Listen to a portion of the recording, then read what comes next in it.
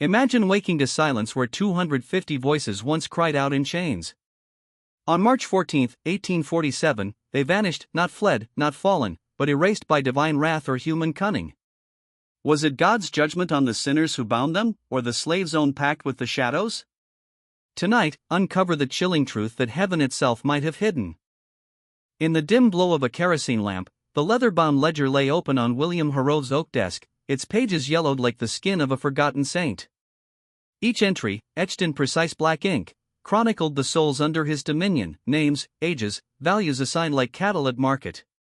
At dawn's first light on March 14, 1847, the roll call had tallied them all, 250 men, women, and children, their breaths mingling with the damp Virginia mist rising from the James River. By dusk, as the sun bled red across the tobacco fields, the same ledger mocked him with emptiness. Zero. Not a single footprint marred the soft earth, no splintered fence whispered of flight, no ransacked larder hinted at desperation. They were simply gone. As if the earth had swallowed them whole, a biblical reckoning for the sins of those who played God over human lives. The Riverside Plantation sprawled like a slumbering beast across 4,000 acres of fertile bottomland, its veins the winding paths carved by generations of chained feet. To the east, the James River gleamed under moonlight, a silver serpent that carried whispers of freedom northward, but also patrols of watchful eyes. Westward, dense pine forests stood sentinel, their needles rustling like prayers unspoken, hiding secrets in their shadowed undergrowth. For 32 years, the Harrove family had ruled this domain with the cold precision of a clockmaker, turning sweat and sorrow into tobacco leaves that fattened Richmond's coffers. William Harrove, the patriarch, believed in order as fervently as he believed in the Almighty, yet his faith was twisted, seeing divine right in the whip's crack and the chain's clink. The records were his scripture, leather tomes stacked in the main house's library, chronicling every bushel harvested, every birth wailed into the night, every death buried in shallow graves under the watchful eye of crows. These documents, now preserved in the dusty archives of the Virginia Historical Society, would fuel an investigation that unraveled like a frayed rope, state officials poring over maps by candlelight, federal marshals riding through storms, private sleuths bankrolled by insurers desperate to recoup losses on property valued in the thousands. But the truth? It was veiled, sealed away in vaults where light feared to tread, witnesses silenced by threats or bribes, their testimonies branded as the ravings of madmen. And the town those vanished souls allegedly built? A ghost in the annals, existing for a fleeting breath before maps erased it, as if history itself conspired to forget. What elevates this tale from mere enigma to a spiritually haunting saga isn't the scale, though 250 lives vanishing in 60 minutes defies mortal logic. It's the ethereal completeness, no cries echoing across the fields, no dogs baying at scents lost to the wind, no provisions pilfered from the smokehouse where hams hung like pendulums of guilt. The overseer's report, a single scrawled line in faded ink, all quarters empty at evening inspection. No disturbance.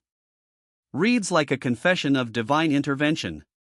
Was it retribution from on high, the hand of God striking down the hubris of slaveholders as in the plagues of Egypt? Or a human miracle, forged in the fires of collective will, symbolizing redemption through cunning and faith? Before we delve deeper into the shadows of Riverside and the century-long shroud that cloaked its secrets, grasp this: the story you're about to witness has been exorcised from textbooks, whispered only in the hush of midnight gatherings. It speaks of sin's heavy toll, the guilt that stained the Harrove's fine linens, the spiritual debt accrued from treating souls as chattel. Insurance barons, fearing payouts that could bankrupt empires, buried reports under layers of red tape. Witnesses who dared speak found their reputations crucified, labeled liars or lunatics by newspapers owned by the elite. And that ephemeral town? Built on hope's fragile foundation, it flickered like a candle in a storm, then extinguished, leaving only legends of a promised land hidden in Virginia's wilds, a Canaan for the oppressed, where justice flowed like milk and honey, but haunted by the ghosts of pursuit. To fathom the impossible at Riverside, one must first map its soul-crushing architecture. Founded in 1815 by Thomas Harrove, William's father, on land snatched from a bankrupt tobacco baron, it was engineered for dominion. Thomas, a man of ledgers and lashes, laid out the grounds with geometric cruelty. Slave quarters clustered north, visible from the main house's lofty windows like prisoners in a panopticon. Fields fanned south and west, cornstalks swaying like penitents in the breeze, tobacco plants unfurling leaves broad as accusatory poems. The river to the east offered escape's illusion, its currents murmuring temptations of the north, yet patrolled by bounty hunters whose boats sliced the water like reapers' sides. William, inheriting in 1835, worshipped his father's systems as gospel. Dawn broke with roll call at 6 sharp, voices rising in reluctant chorus under the overseer's glare. Evenings sealed with inspections at 8, lanterns swinging like judgmental eyes through the gloom. Meals doled at rigid hours, cornbread dense as regret, salted pork tough as unyielding hearts. Work rosters nailed to the overseer's cottage board, punishments catalogued in a dedicated ledger. March 2, 1846. Elias, 28 lashes for tardiness. Divine order demands discipline. The air hummed with routine's tyranny, but beneath it simmered a spiritual undercurrent, hymns sung in the chapel on Sundays echoing biblical tales of exodus and liberation. The main house loomed as a monument to false piety, 3 stories of crimson brick, white columns gleaming like bleached bones under the sun. Its wraparound porch offered vistas of subjugation, the quarter's thatched roofs huddled like supplicants, fields rippling in waves of green sin. William's study, perched in the southeast corner, commanded views like a throne room, rivers sparkled taunting freedom, fields expanse mocking escape. Here, he sipped brandy by firelight, oblivious to the moral rot festering below, his soul weighed down by the invisible chains of greed. Catherine Harrove, his wife, ruled the domestic realm with a velvet-gloved fist, her South Carolina upbringing instilling a belief in hierarchy as natural as breath. Her journals, meticulous as confessions, detailed household rhythms, 12 servants in the rear quarters, cooks stirring pots over hearth fires that crackled like hell's prelude, maids dusting silver that gleamed with stolen labor's polish. The children, William Jr., 32, overseer of tobacco's bitter harvest, Thomas, 29, lord of corn and cattle, Elizabeth, 26, spinster tutor weaving lessons laced with paternalism embodied the family's legacy, their hands unstained yet complicit in the spiritual crime of ownership. The Harroves fancied themselves benevolent stewards, quoting proverbs on the virtues of kind mastery, adequate rations of meal and molasses, clothing coarse but sufficient against winter's bite, Sunday services where slaves sang of heaven's gates while chained to earth's hell. A content laborer yields bountiful fruit, William boasted to guests over crystal decanters, his plantation's prophets proof of godly favor. Yet this enlightenment was a facade, blind to the parallel universe thriving in whispers, the coded spirituals hummed in fields, eyes meeting in fleeting communion, plans etched not in ink but in hearts burdened by generational sin. Riverside's populace in 1847 mirrored a fractured Eden, diverse origins weaving a tapestry of resilience. Samuel, the elder oracle, born in Africa's sun-scorched plains and shipped across the Atlantic in 1804's final legal horrors, stood as a pillar at 60-odd years. His white hair haloed like a prophet's, body bowed but spirit unyielding, he bridged worlds with tongues of forgotten dialects. Herbal lore from ancestral fires, star-guided navigation evoking the Magi, oral histories preserving souls against erasure, these gifts, symbols of divine endurance, would illuminate the path to salvation. Marcus, the master carpenter, 53, bore scars like stigmata on hands that shaped wood into miracles. Purchased from Baltimore in 1829, his frame compact yet mighty, he read blueprints as others read scripture, calculating loads with mathematical grace. The Harroves praised his repairs, barns mended against storms, furniture polished to reflect their vanity, but ignored how he forged tools of liberation in secret, each hammer strike a prayer for deliverance. His family anchored him, Hannah, seamstress in the big house, ears attuned to whispers of visits and plans, daughters Rachel and Sarah, 19 and 16, field hands with eyes sharp as eagles, son David, 14, apprentice absorbing crafts that symbolized creation amid destruction. Dinina, the kitchen sovereign at 46, commanded with a gaze that pierced souls. Acquired in 1833 from a liquidated estate, her intellect burned like banked coals, personality a force reshaping routines. Overseeing meals for masters and masses, she diverted morsels unnoticed, extra flour tucked in aprons, symbolizing manna in the wilderness. Her freedom to traverse domains carried messages veiled as errands, a network of grace in a web of oppression. Benjamin, 21, stable hand born into bondage's cradle after his mother's fatal labor, embodied orphan independence. Raised by the collective, his spirit chafed against oversight, trips to Richmond mapping escapes veins, roads twisting like serpents, towns bustling with indifferent eyes. His knowledge of geography evoked Moses scouting Canaan, a divine scout for the Exodus. Esther, 38, midwife and healer from South Carolina's shadows, purchased in 1840, wielded herbs like sacraments. Her lineage's wisdom treated births and ailments, earning trust that granted mobility, consulted by Herodes in physician's absence. She symbolized mercy's double edge, healing bodies while plotting soul's release. Joseph, 27, blacksmith from Maryland's forge, quiet as a contemplative monk, hammered iron into purpose. Acquired in 1842, his simple demeanor masked brilliance. Tools crafted in secrecy, picks, shovels, became instruments of godly justice, echoing the anvil of creation.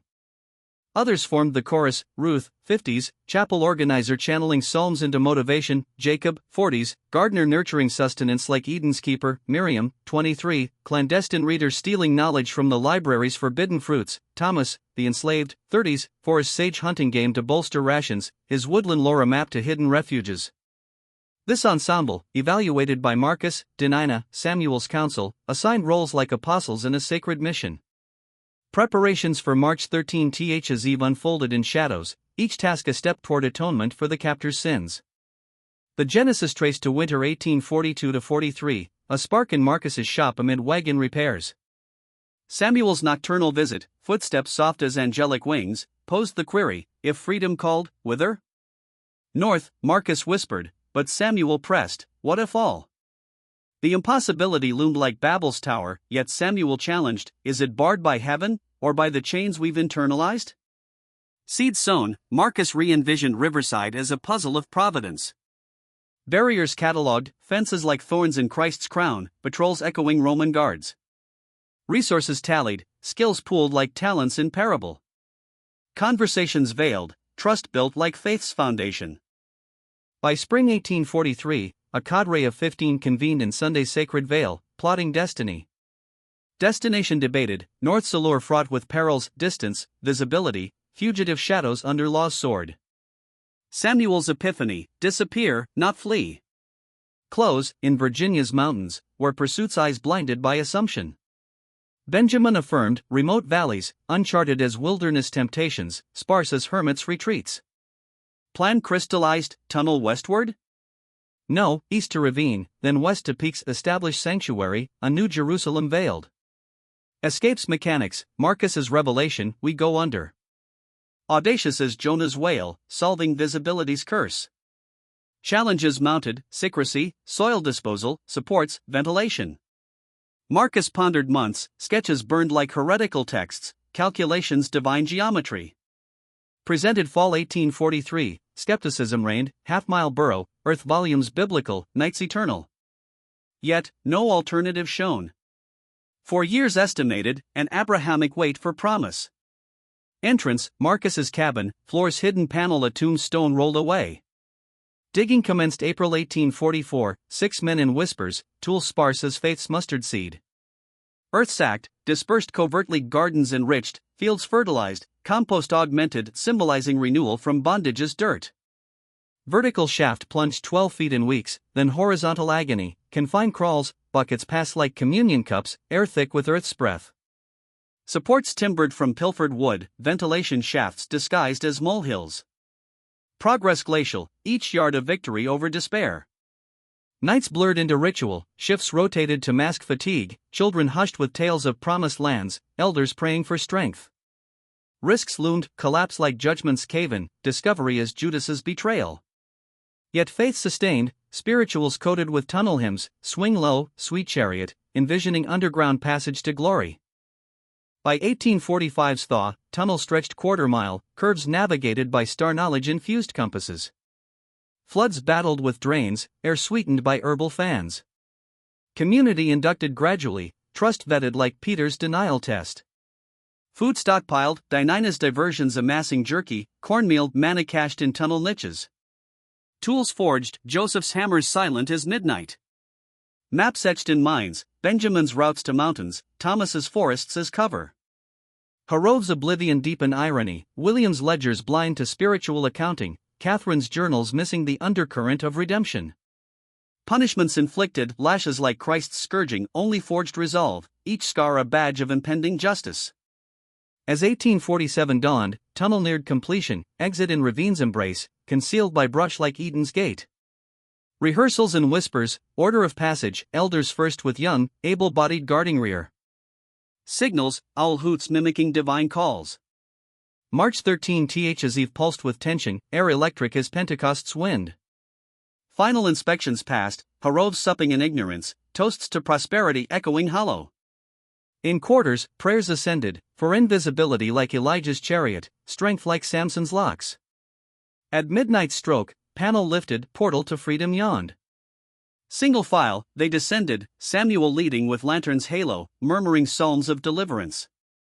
Hearts pounded like thunder over Sinai, breaths held against collapse's whisper. Emergence in ravine, moonlit freedom, pines sighing benedictions. Westward march began, silent as ghosts, burdened with bundles, tools, food, hopes heavy as crosses. Dawn's roll call found quarters forsaken, ledgers liars. Harov's panic, searches fruitless, dogs confounded by herbal trails masked. Divine justice? Or human ingenuity's triumph? The vanished forged onward, mountains cradling their secret town, a bastion of redemption, where sins of past washed in communal grace. Yet legacy haunts, buried truths resurfacing like resurrected bones, reminding of guilt's eternal shadow. Deep in the earth's unyielding embrace, the air hung heavy, thick with the metallic tang of clay and the sour bite of human sweat. Each breath rasped like a sinner's confession, shallow and labored, as if the ground itself conspired to suffocate the dreamers below. The lamps, crude tin affairs fueled by pilfered tallow, cast jittery shadows that danced like tormented spirits along the tunnel's jagged walls. Marcus, his broad shoulders hunched in the 5-foot confines, swung the pickaxe with rhythmic precision, each strike a prayer hammered into the void. Chips of earth flew, pattering like rain on a coffin lid, while behind him, Joseph passed buckets hand to hand, their calloused palms raw as stigmata. The fear was a constant companion, a spectral weight pressing down, one wrong blow, and the ceiling could crumble like the walls of Jericho, burying them in eternal silence. Yet they persisted, night after interminable night, their toil a testament to redemption's brutal cost, 4 years of clandestine labor, transforming despair into a subterranean path to grace. Marcus's ventilation ingenuity emerged from necessity's forge, a crude miracle echoing Noah's Ark against the flood of stale air. Hollow reeds, harvested from the river's edge under guise of foraging, snaked upward through the soil, camouflaged amid wild grasses like serpents in Eden. They drew faint whispers of fresh breeze from above, enough to stave off the dizziness that clawed at their minds, but never fully banishing the claustrophobic dread. Joseph, in the blacksmith's forge by day, hammered brackets and struts from scrap iron, claiming them for wagon repairs or barn mends, lies that weighed on his soul like Judas's silver. These reinforcements, timbered from felled pines diverted from firewood stacks, shored the tunnel's spine every 6 feet, creaking under the earth's jealous pressure. By winter's end in 1844, the burrow stretched a mere 200 feet, a snail's progress that tested their faith. The clay proved stubborn, veined with roots like twisted veins of sin, demanding extra weeks to hack through. Ventilation faltered in deeper stretches, men collapsing in fits of coughing, their lungs burning as if inhaling brimstone. Injuries mounted at sprained wrists, gashed flesh, forcing pauses that felt like divine trials, weeks of healing and secrecy while the Harov's world spun obliviously above. By 1845's close, 400 feet clawed from the darkness, but the toll etched deeper lines into faces already weathered by bondage. Exhaustion gnawed at them like the serpent in the garden, yet the core group swelled, trust bestowed like sacraments to a select few more. New hands joined the dig, rotating shifts to mask the weariness that could betray them during daylight labors. Others turned to provisioning, a holy gathering of manna for the exodus ahead. Denina, queen of the kitchens, orchestrated subtle thefts with a mother's cunning, requisitioning excess flour and beans for the big house, then salting and smoking meats in hidden corners of the smokehouse. Each pilfered portion, tucked away in burlap beneath cabin floors, symbolized Providence's quiet abundance, dried corn, jerky tough as resolve, all amassed without rousing suspicion, a stockpile swelling over moons like faith in barren times. Hannah, needle in hand amid the main house's opulent fabrics, wove extra cloaks and blankets, mending replacements that vanished into caches. Her stitches, precise as scripture verses, bound warmth against the coming chill, each garment a shield against the wilderness's wrath. Benjamin, on wagon runs to Richmond's bustling markets, etched maps into his memory, twisting roads like the paths of righteousness, landmarks rising like biblical pillars, a gnarled oak here, a Ford's murmur there. In shadowed alleys, he whispered to free black souls, gleaning tales of underground networks, safe houses veiled as inns, a chain of grace extending northward like the Jordan's flow. Esther, healer of bodies and spirits, brewed poultices from foraged herbs, willow bark for fever, yarrow for wounds, stocking satchels that evoked the apostles' meager provisions. Ruth, chapel's voice of fire, encoded messages in hymn's cadence, a drawn-out amen signaling progress, a verse-skipped warning of overseer scrutiny, turning Sunday worship into a covert council, where souls communed under heaven's watchful eye. As winter 1846 yielded to 1847's hesitant thaw, the tunnel neared its miraculous end, over 800 feet of hand-hewn salvation, emerging in a ravine's shadowed maw, 300 yards from the James River's judgmental gaze. Marcus crafted the exit's disguise, a facade of mortared stones and timber, hinged like a tomb seal, blending seamlessly with the crag's face. From afar, it mocked seekers as mere geology, a natural bluff hiding the gateway to liberty. Inside, the passage stood 5 feet tall, 3 wide, a crouched pilgrimage evoking the narrow path to heaven. Floors sloped gently upward, warding off floods like Moses' parting waters. Alcoves gouged into walls offered respite, niches for cached supplies, symbols of rest amid tribulation. The reed vents, punctuating the length, whispered life-sustaining air, stale yet sufficient for the fleeting traverse, a breath of divine mercy in hell's corridor. In February's biting winds, Marcus convened the inner circle in his cabin's dim glow, faces illuminated like disciples at the Last Supper. "It's finished," he intoned, voice steady as a prophet's. The tunnel, a 4-year testament to unyielding will, awaited its purpose. Timing became their next crucible, a decision weighted with spiritual gravity, when to unleash this exodus, balancing weather's whims, terrain's treachery, and the Harov's blind spots. Debates raged in hushed tones, summer's warmth tempting ease, yet its endless light a betrayer's glare, autumn's bounty promising sustenance, but winter's fangs lurking close. Samuel, elder sage with eyes reflecting ancestral wisdom, invoked spring's dawn. The earth softens like hearts under grace, cool air spares us heat's curse. Days lengthen, but nights cloak our flight. Before planting, their vigilance wanes, focused on seeds of greed, not soul's escape. His words resonated like scripture, sealing March as their Red Sea parting. Benjamin pinpointed the 13th, a Saturday laced with providence, Harov's soirees distracting with wine and chatter, Overseer Pritchard drowning vigilance in whiskey's haze. Sunday's services masked early stirrings, granting a full day's lead before discovery's alarm. Yet revelation posed peril, how to whisper the word to 250 without betrayal's echo. The core, 20 strong in full knowledge, had guarded the flame, others sensed the spark but knew not its blaze. Ruth's ingenuity shone, during March 7th's service, "Go down, Moses would rise," its third verse altered, a single word twisted, freedom for deliverance, a signal rippling through prepared hearts, innocuous to outsiders.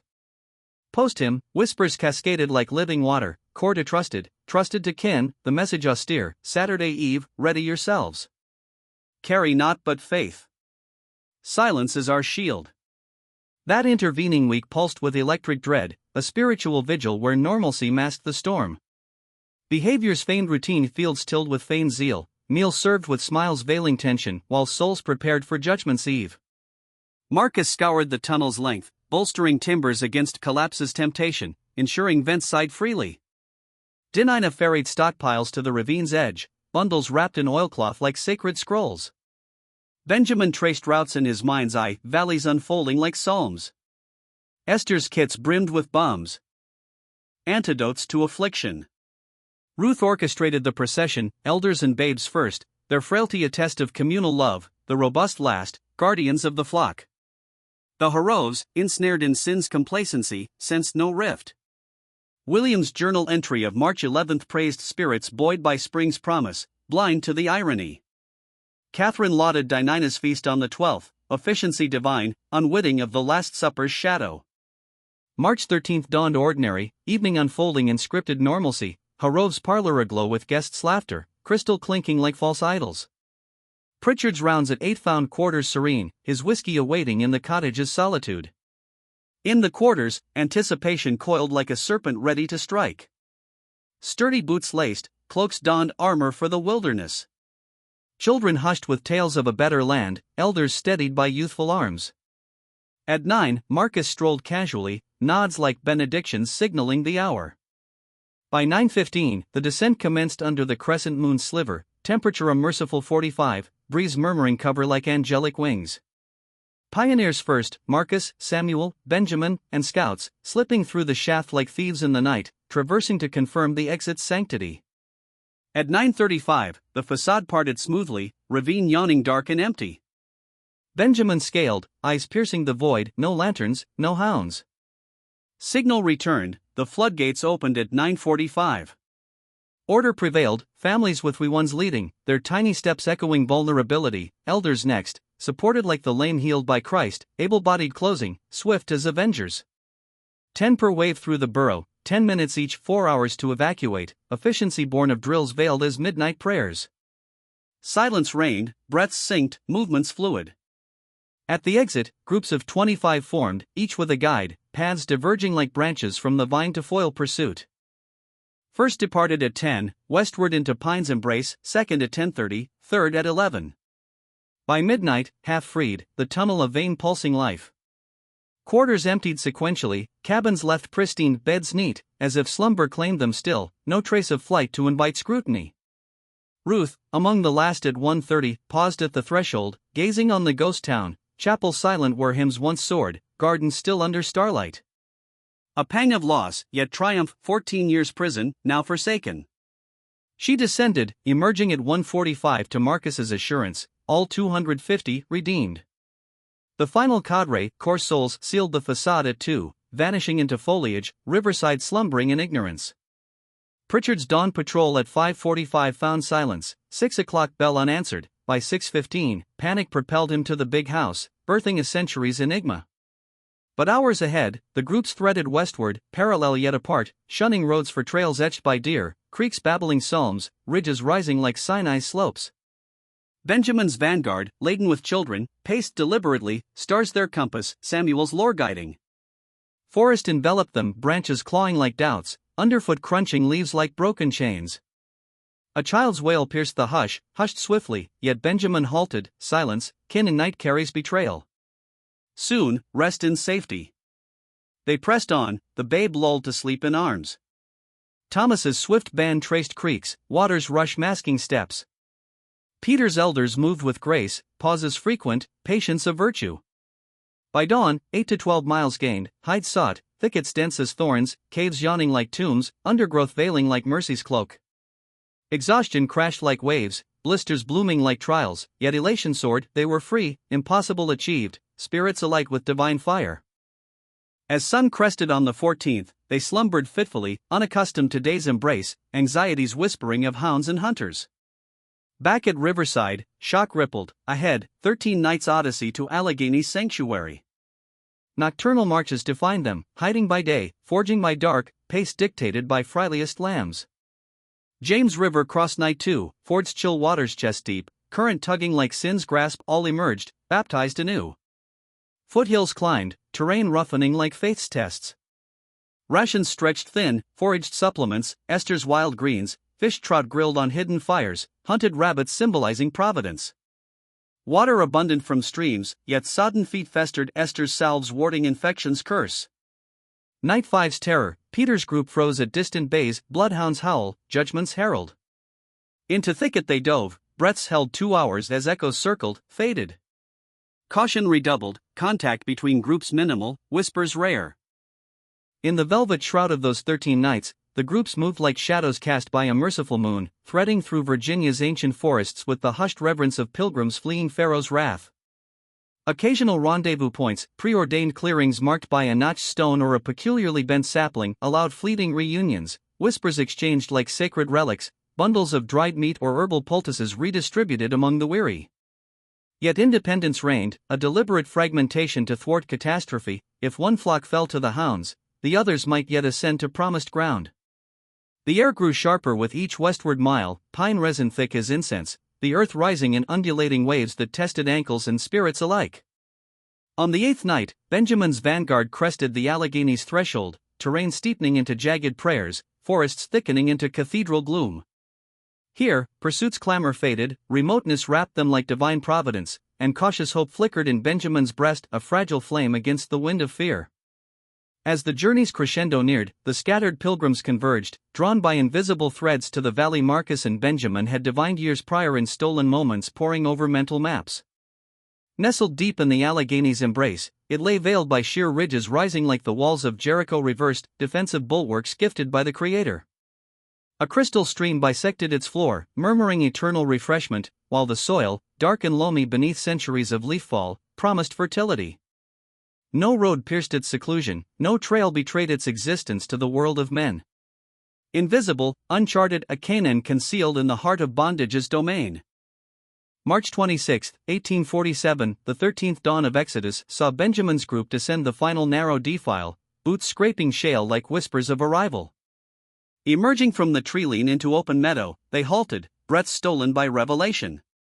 After fortnight's ordeal, brambles tearing flesh like thorns of trial, thickets cradling fitful sleep, constant crotch of concealment, this expanse unfolded as Eden reborn, grass waving in gentle benediction, sunlight spilling golden over untouched earth. Tears traced dust-caked cheeks, some fell to knees, palms pressing soil as if communing with the divine grant of sanctuary. Over the ensuing 48 hours, stragglers filtered in, Peter's elders limping yet triumphant, Thomas's swift youths bearing the frail. By dusk on March 28, all 250 gathered, a tapestry of exhaustion woven with elation, feet blistered as if scourged, frames gaunt from ration manna, ailments festering like unchecked sin. Yet they stood whole, over 100 miles traversed through terrain that mocked human endeavor, evading patrols whose lanterns bobbed like false stars in distant valleys. That twilight, they assembled in the valley's heart, fireflies dancing as celestial witnesses. Samuel, white hair haloed by firelight, rose like Moses atop the mount, voice resonant despite decades' burden. "We have shattered the impossible," he proclaimed, words carrying on the cool breeze. "Through abyss and peril, guided by unseen hands, we have claimed freedom's first breath. But the labor endures. Here, in this nameless refuge, we forge not mere survival, but thriving proof that souls once bound can ascend. We are the erased, dwelling where maps fear to tread.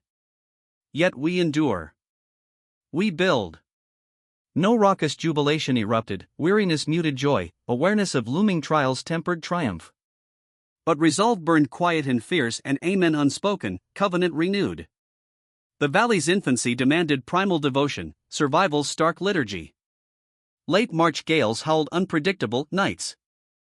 Plunging to frost's bite, rains lashing like judgment, snow threatening as late-season wrath. Shelter rose paramount.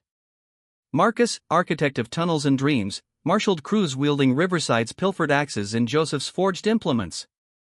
Log cabins emerged from felled timber, walls chinked with river clay like sealed promises, roofs thatched dense against heaven's tears, floors earthen yet sacred. Skills honed in bondage now sanctified freedom, men felling with rhythmic grace, women weaving thatch as once they wove covert hopes. Joseph hammered nails from scavenged iron, each strike echoing creation's forge.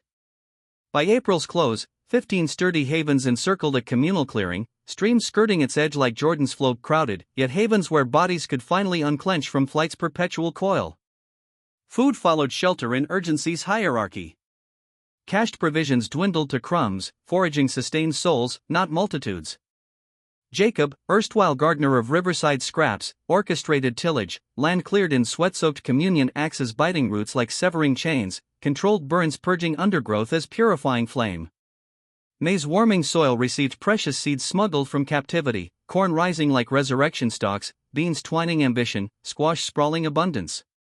Wild bounties supplemented, berries plucked as manna, nuts gathered like talents multiplied, roots unearthed evoking hidden truths. Hunters stalked deer in surrounding wilds, bows silent as prayers answered, streams yielded trout flashing silver salvation. Esther discerned edible greens from poison, her wisdom a shield against famine's specter. A central well deepened access to the stream's grace, insurance against winter's freeze, a communal heart-pumping life. With basics secured, governance flowered, a spiritual and practical covenant. Samuel, Marcus, Ruth, Denina, and kin formed council, convening beneath ancient oaks to weave justice's fabric. Edicts emerged simple yet profound. Labor shared by ability's measure, resources distributed as in Acts' early church, no want amid plenty. Disputes dissolved in dialogue, consensus the balm over force's scar. Security sanctified collective vigil, rotating sentinels perched on ridges, ice-piercing horizons like prophets scanning for signs. Intruders would trigger whistles, coded cries cascading through valley, prompting flight to forested refuges rehearsed in sullen drills. Education kindled next, light against ignorance's inherited darkness. Ruth's school convened in a multipurpose hall, chapel by Sabbath, assembly by need, where children traced letters in dirt before slates arrived, adults joining with hunger sharper than youth's. Forbidden knowledge once stolen in glances now flowed freely, reading unlocking scripture's full voice, writing empowering narratives reclaimed, arithmetic ordering chaos into possibility. Midsummer bathed the settlement in verdant glory, cabins upgraded with plank floors hewn smooth, windows glazed from abandoned homestead salvage, light pouring in like revelation. Fields burgeoned, vines heavy with promise. Routines rooted, dawn labors, evening circles sharing bread and stories, children's laughter ringing as liberty's purest hymn. Yet vigilance shadowed joy, they dwelt fugitives in slavery's cradle. Fires banked by day less smoke betray like Cain's mark, voices hushed, debates simmered over destiny, remain in isolation's fortress? Venture north to statutory freedom? Or broadcast their miracle to fuel abolition's fire? Growth graced them, births in autumn swelled numbers, new fugitives trickling in on rumor wings, welcomed as prodigal kin. Namelessness intentional, the valley, the place, denying cartographers' claim, existing in geography's sacred interstices.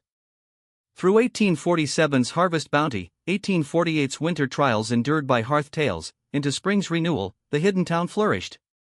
Traditions birthed, harvest feasts echoing Thanksgiving, songs blending African rhythms with spirituals of deliverance. Souls once catalogued as property tasted freedom's intoxicating vintage, self-determination's heady proof against bondage's lie. Then autumn 1849 shattered serenity. 3 hunters, pursuing wounded deer 30 miles north, breached the veil, descending unsuspected trail into revelation. Sentinels spied them first, alarm whistles pierced air like archangel trumpets. Evacuation flowed seamless, tools dropped mid-stroke, meals abandoned steaming, families melting into foliage per drilled paths. By hunters' arrival, ghost town greeted, doors ajar as welcoming yet empty, hearts glowing with forsaken warmth, tables laden as if rapture claimed inhabitants mid-bite. Bewildered, the intruders prowled, structures solid, fields orderly, activities fresh imprint everywhere, yet silence absolute. A glimpsed rustle prompted calls, met by void. Unease prevailed, they fled, bearing tidings of phantoms to authorities. Word ignited wildfire, militia mobilized within weeks. Yet upon arrival, true desolation, methodical abandonment. Belongings vanished, harvests reaped, fires extinguished. Searches yielded naught, no trails marred escape, as if earth reclaimed its prodigals. Orders followed, torched the heresy. Cabins blazed like sacrificed altars, fields ravaged under boot and blade erasure of inconvenient miracle. Reports sealed, embarrassment buried, better oblivion than admitting freedom's defiant bloom in tyranny's soil. Truth resided in foresight's grace. Post-alarm, council convened in concealed glade, discovery inevitable, sanctuary compromised. 2 weeks window, while rumors fermented, forces gathered, sufficed for second exodus. Preparation armored them, stockpiles ample, tools refined, routes scouted, abolitionist contacts nurtured in secrecy. Fragmentation again, smaller cohorts scattering windswept. Northward to Pennsylvania's promise, Ohio's embrace, westward to untamed territories, southward paradoxically into urban anonymity's cloak, deeper still into sister valleys pre-mapped as contingencies. Departures staggered, trails obfuscated, no mass migration to trace. Portable wealth born, remnants concealed or raised. Militia's boots found ashes and absence, vanishing perfected, groups dissolving into diaspora, some resurfacing in distant records under assumed names, yet the collective soul dispersed like Israel's tribes. The nameless town fulfilled its parable, temporary ark amid flood, nurturing recovery, inculcating freedom's disciplines, launching souls toward varied horizons.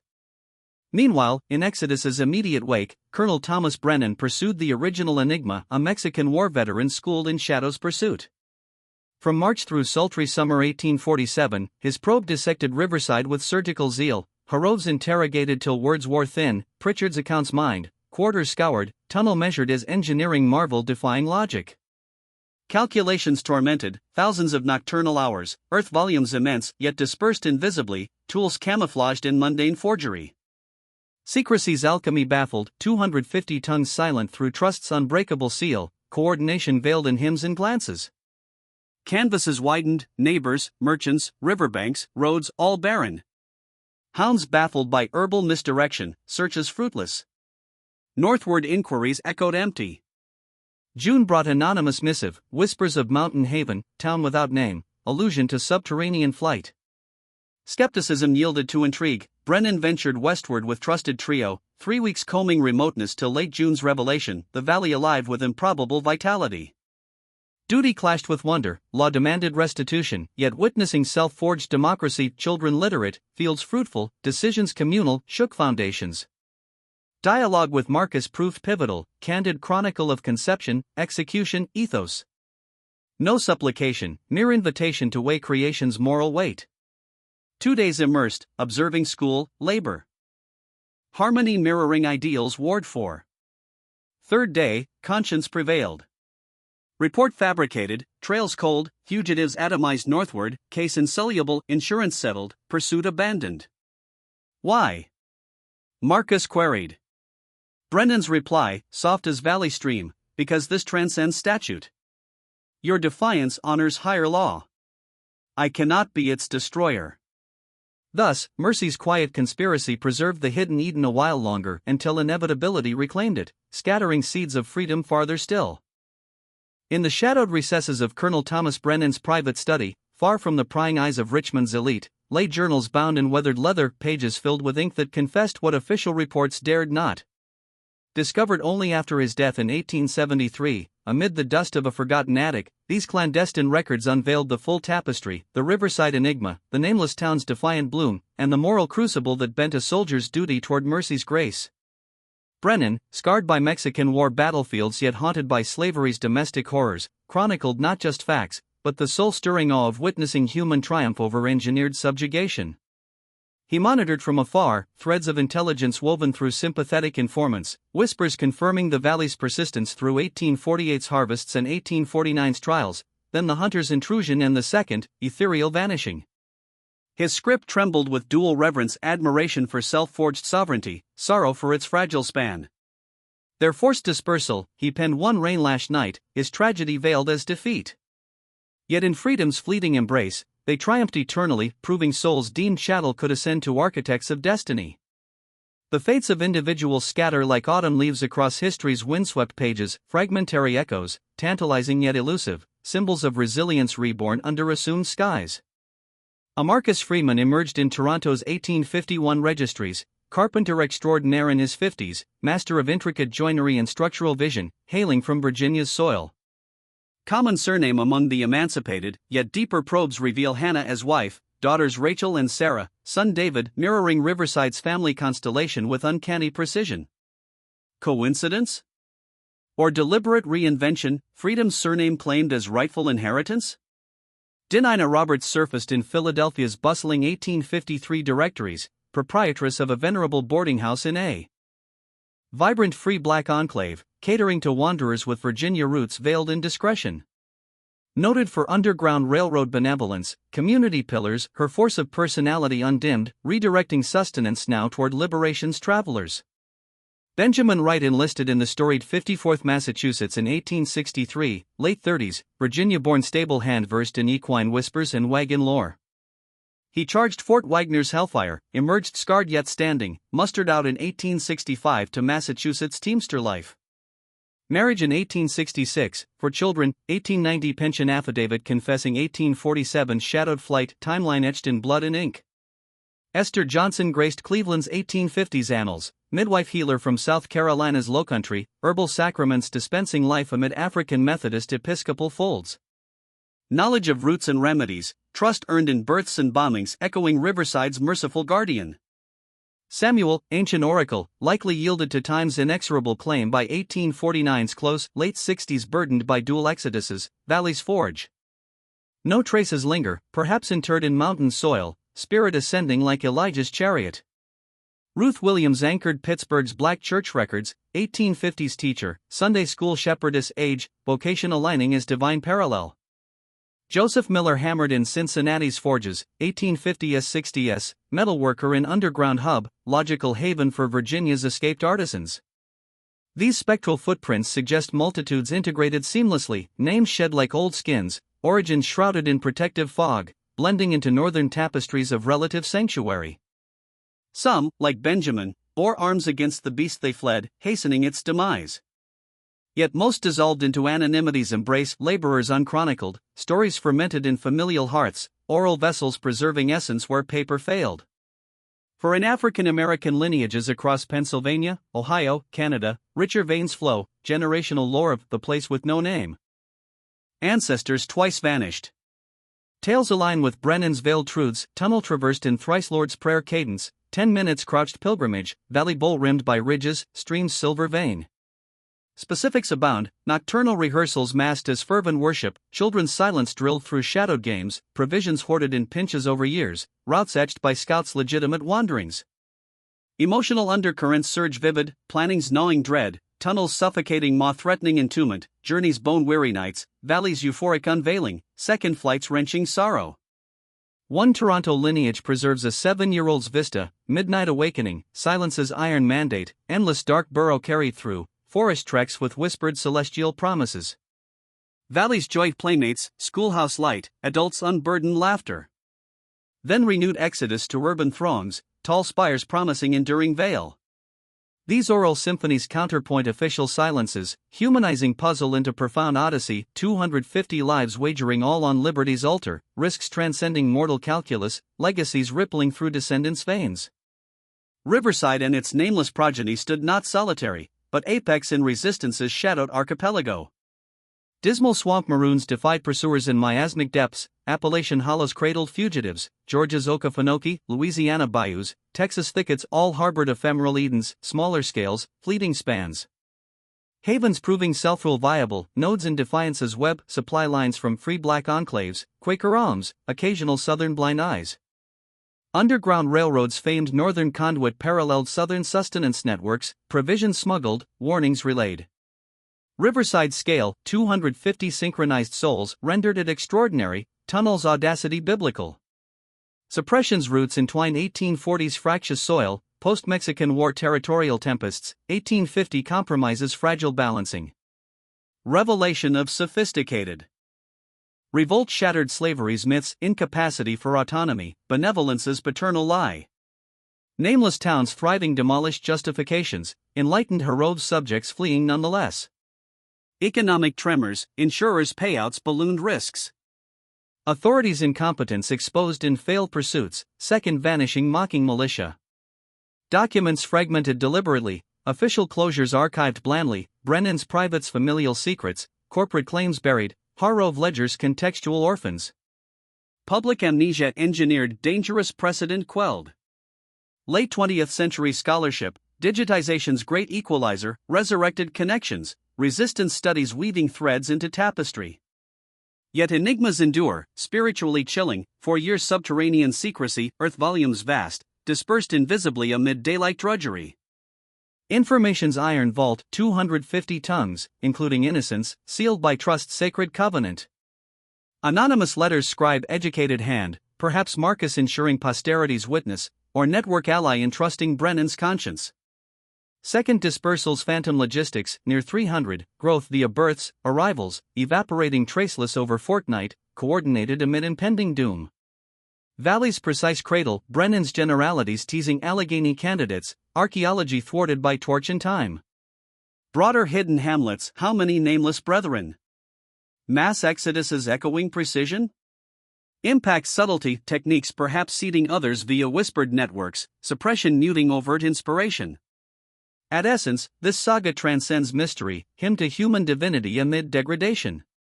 Marcus's visionary blueprints, Samuel's ancestral beacon, Dinah's resourceful sovereignty, Benjamin's cartographic faith, Esther's healing grace, Ruth's educational light, Joseph's forged instruments, chorus of unsung heroes, collective symphony orchestrating impossible. Patience is epic, 4 years nocturnal excavation, incremental hordes, scouted veins, trust tempered in fire. Community's sacrament, mutual reliance eclipsing individual valor, support weaving safety's net through peril. Resilience's phoenix, second vanishing not capitulation, but adaptation's mastery, freedom as eternal vigil. Memory versus erasure, suppression's might countered by papers, orature's indomitable spirit. Story's survival affirms significance, challenging passive victimhood, illuminating agency, completeness of history's mosaic.